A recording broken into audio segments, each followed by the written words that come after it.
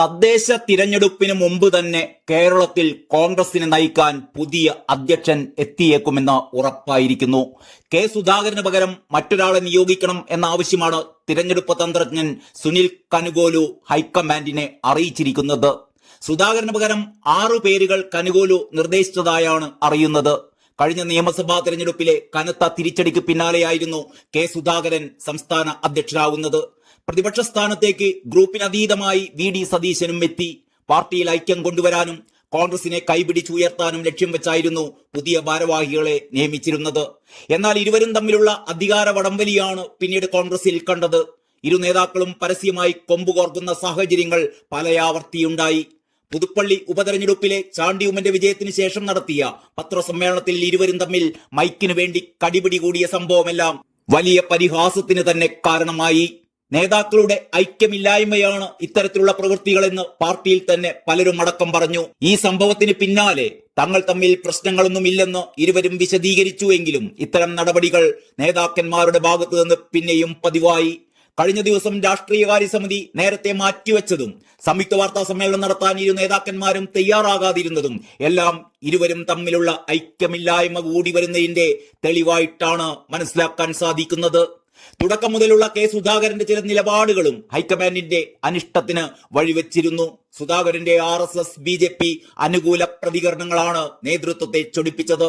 KPCC അധ്യക്ഷൻ തന്നെ RSSനെ പ്രകീർത്തിക്കുന്നത് അംഗീകരിക്കാനാകില്ലെന്ന് ചൂണ്ടിക്കാട്ടി ഘടകകക്ഷിയായ മുസ്ലിം ലീഗ് അടക്കം പരസ്യ പ്രതികരണം നടത്തിയ സാഹചര്യം പോലുമുണ്ടായി. സുധാകരന്റെ നെഹ്റു വിരുദ്ധ പരാമർശങ്ങളിലും AICC നേതൃത്വം അനിഷ്ടം പ്രകടിപ്പിച്ചിരുന്നു.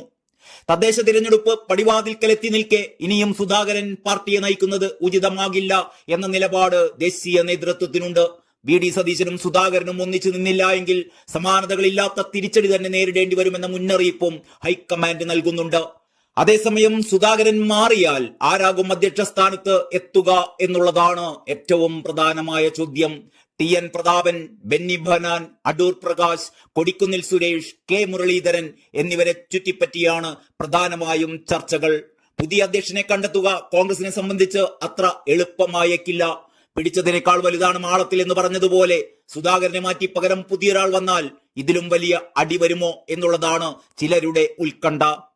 അതേസമയം പുതിയ KPCC പ്രസിഡന്റായി പരിഗണിക്കാൻ പോകുന്നത് അടൂർ പ്രകാശിനെയോ റോജി M ജോണിനെയോ ബെന്നി ബെഹനാനെയോ മാത്യു കുഴൽനാടിനെയോ ആയിരിക്കുമെന്നാണ് മാതൃഭൂമി ഓൺലൈൻ സൂചന നൽകുന്നത്. തദ്ദേശ തിരഞ്ഞെടുപ്പിന് മുമ്പ് പുതിയ പ്രസിഡന്റിനെ നിയമിച്ച് അടുത്ത നിയമസഭാ തിരഞ്ഞെടുപ്പ് മുന്നിൽ കണ്ടുള്ള പ്രവർത്തനങ്ങൾ ആരംഭിക്കാനാണ് ഹൈക്കമാൻഡ് ആലോചിക്കുന്നതത്രേ. അതേസമയം ആഭ്യന്തര പ്രശ്നങ്ങളും നേതൃത്വ പ്രതിസന്ധിയും പാർട്ടിയുടെ മുന്നോട്ടുള്ള യാത്രക്ക് വെല്ലുവിളിയാകുമെന്ന ആശങ്കയും ശക്തമാണ്. വളരെ അനുകൂലമായ രാഷ്ട്രീയ സാഹചര്യമുള്ള സമയത്ത് നടന്ന കോൺഗ്രസിന്റെ സംസ്ഥാനത്തെ രാഷ്ട്രീയകാര്യ സമിതി യോഗം പാർട്ടിക്കുള്ളിലെ ഭിന്നതകൾ രൂക്ഷമാക്കിയെന്ന തോന്നലാണ് പൊതുവെയുള്ളത്. AICC സെക്രട്ടറിമാരായ ദീപാദാസ് മുൻഷിയും KC വേണുഗോപാലും പങ്കെടുത്ത ചർച്ചകൾ പാർട്ടിയിലെ ഭിന്നതകൾ തുറന്നു കാട്ടുന്നതായിരുന്നു. കെ സുധാകരനും പ്രതിപക്ഷ നേതാവ് VD സതീശനും തമ്മിലുള്ള വ്യക്തിപരമായ വൈരാഗ്യം പാർട്ടിയുടെ സാധ്യതകളെ ബാധിക്കുമെന്ന് നേതാക്കൾക്ക് തന്നെ അഭിപ്രായമുണ്ട്. സുതാര്യമായ സംവാദത്തിലൂടെ ഭിന്നതകൾ പരിഹരിക്കാൻ നേതൃത്വം പരാജയപ്പെട്ടതായി നിരീക്ഷകർ പറയുന്നു എന്നും മാതൃഭൂമി ഓൺലൈൻ ചൂണ്ടിക്കാട്ടുന്നു. ചില നേതാക്കളുടെ പ്രവർത്തനങ്ങൾ പാർട്ടിയെ തകർക്കുന്ന പാർട്ടിക്കെതിരായ ഗൂഢാലോചനയായി വിലയിരുത്തപ്പെടുന്നുണ്ട്. ഇക്കാര്യം KC വേണുഗോപാലും ദീപാദാസ് മുൻഷിയും ഹൈക്കമാൻഡിന് റിപ്പോർട്ട് ചെയ്തേക്കും. KPCC അധ്യക്ഷനെ നീക്കണമെന്ന ആവശ്യത്തെക്കുറിച്ച് ചോദിച്ചപ്പോൾ സുധാകരൻ പറഞ്ഞത് KPCC അധ്യക്ഷ പദവിയിൽ കടിച്ചു തൂങ്ങാൻ തനിക്ക് താല്പര്യമില്ല എന്നും ഹൈക്കമാൻഡിന് യുക്തമായ തീരുമാനമെടുക്കാമെന്നുമാണ്. KPCC അധ്യക്ഷ സ്ഥാനമോ മുഖ്യമന്ത്രി പദവിയോ തന്റെ വലിയ സ്വപ്നമായിരുന്നില്ല. 6-7 വയസ്സ് മുതൽ CPM-നെതിരെ പൊരുതുന്ന താൻ പോരാട്ടം തുടരും. അടുത്ത തിരഞ്ഞെടുപ്പിൽ മത്സരിക്കാനും താല്പര്യമില്ല. പക്ഷേ പാർട്ടിയെ നയിക്കാനുണ്ടാകും. KPCC അധ്യക്ഷൻ മാറുന്നു എന്നതിന് പ്രതിപക്ഷ നേതാവും മാറും എന്നർത്ഥമില്ല. അതേസമയം സുധാകരൻ KPCCയെ നയിക്കാൻ യോഗ്യനായ കഴിവുറ്റ നേതാവാണെന്നാണ് രമേശ് ചെന്നിത്തല വ്യക്തമാക്കുന്നത്. കെ സുധാകരനും VD സതീശനും തമ്മിൽ ഐക്യത്തോടെ പ്രവർത്തിക്കാത്തത് പാർട്ടിക്ക് വലിയ ക്ഷീണം ചെയ്യുന്നതായി ദീപാദാസ് മുൻഷി കരുതുന്നു. നേതാക്കളുമായി അവർ ഒറ്റക്കൊറ്റയ്ക്കാണ് ചർച്ച നടത്തിയിരുന്നത്. പലരും നേതൃമാറ്റം ആവശ്യപ്പെടുകയുണ്ടായി. ഒരുമിച്ചിരുന്ന് ചർച്ച നടത്തിയാൽ അഭിപ്രായങ്ങൾ തുറന്നു പറയാനാവാത്ത സാഹചര്യമാണ് എന്നതിന് വേറെ തെളിവ് വേണ്ടല്ലോ, ഒരു നേതാവ് പറയുകയുണ്ടായി. രാഷ്ട്രീയകാര്യ സമിതിക്ക് ശേഷം വിളിച്ചു ചേർക്കാനിരുന്ന സംയുക്ത പത്രസമ്മേളനം വേണ്ടെന്ന് വെച്ചത് തന്നെ പാർട്ടിയിലെ അനൈക്യം ശക്തമായി തുടരുന്നു എന്നതിന്റെ ലക്ഷണമാണ്. കോൺഗ്രസിന്റെ 21 സിറ്റിംഗ് സീറ്റുകൾക്ക് പുറമെ പാർട്ടിക്ക് വിജയ സാധ്യതയുള്ള 63 മണ്ഡലങ്ങളിൽ ശ്രദ്ധ കേന്ദ്രീകരിക്കണമെന്ന് വി.ഡി. സതീശൻ പറഞ്ഞതിന് എ.പി. അനിൽകുമാർ നിശിതമായി ആക്രമിക്കുന്ന സംഭവം പോലുമുണ്ടായി.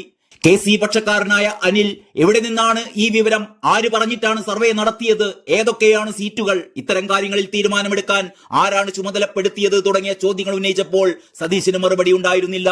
ഇത്തരം കാര്യങ്ങളിൽ തീരുമാനമെടുക്കേണ്ടത് ഹൈക്കമാൻഡ് ആണ് എന്ന് ദീപാദാസ് മുൻഷിയും കെ.സി. വേണുഗോപാലും വ്യക്തമാക്കുകയും ചെയ്തു.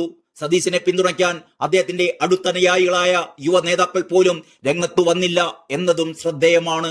നേരത്തെ മുതിർന്ന നേതാവ് ശൂരനാട് രാജശേഖരൻ മുൻകാലങ്ങളിൽ നിന്നും വ്യത്യസ്തമായി പ്രതിപക്ഷ നേതാവിന്റെ വസതി സാധാരണ കോൺഗ്രസുകാർക്ക് അപ്രാപ്യമായി എന്ന് പോലും ആരോപിച്ചിരുന്നു. പക്ഷേ ഉദാഹരണങ്ങൾ നിരത്താൻ പറഞ്ഞപ്പോൾ പരുങ്ങിയ ശൂരനാട് ക്ഷമ പറഞ്ഞ് തലയൂരുകയായിരുന്നു. വി.ഡി. സതീശൻ പിന്തുടരുന്ന കർശനമായ രീതികളെ അഹങ്കാരമായി വ്യാഖ്യാനിക്കുന്നവരുണ്ട് കെ.പി.സി.സിയിൽ.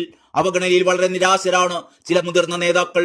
എല്ലാവരെയും ഒരുമിച്ച് കൊണ്ടുപോകുവാൻ പ്രതിപക്ഷ നേതാവ് വേണ്ടത്ര ശ്രമിക്കുന്നില്ല എന്നും ഒരു വിഭാഗത്തിന് ആക്ഷേപമുണ്ട്. ഇങ്ങനെ നിരവധിയായ പ്രശ്നങ്ങൾ വേട്ടയാടുന്ന കോൺഗ്രസിനെ ഒത്തൊരുമയോടെ നയിക്കാൻ ആരാണ് കെ. സുധാകരന് പകരമെത്തുന്നത് എന്ന് തന്നെയാണ് രാഷ്ട്രീയ കേരളം ഉറ്റുനോക്കുന്നത്.